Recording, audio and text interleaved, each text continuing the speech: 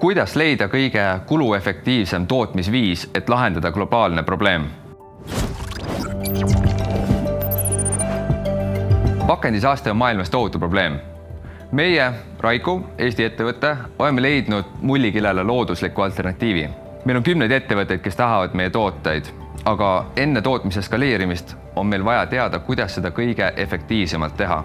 Ja siin tuligi meile appi Aire programm, et nõustada meid koostööroboti ja masinnägemise kasutamise osas. Koostööroboteid kasutatakse tööstuses peamiselt tootmisoperatsioonide teostamise jaoks.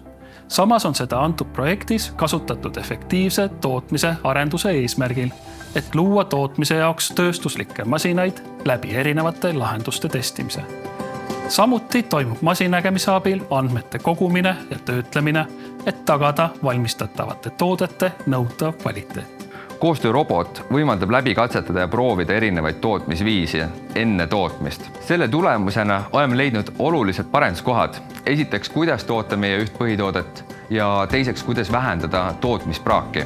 Robotmanipulaatorid aitavad korduvaid tootmisliigutusi kiirelt ja tõhusalt läbi viia. Seda seetõttu, et koostööroboti teljed saavad liikuda igas suunas võrreldes klassikalisema masinaehitusega, kus liikumine on piiratud. Just see lubabki antud teste läbi viia ning seeläbi saavad tulevikus ka teised tööstusettevõtted oma tootmise arendust kiirendada ja kulusid vähendada, kasutades koostöörobotit eksperimentaalses tootmise arenduses. Aire abiga oleme saanud kaasata kompetentsi, millel meil varem ligipääsu ei olnud. See vähendab oluliselt riske ettevõttele ja lubab innovatsiooniga tegeleda, kaasates ka väliseid eksperte. Seetõttu soovitame kõigil tööstusettevõtetel Airest osa võtta. Oled sa väike või suur?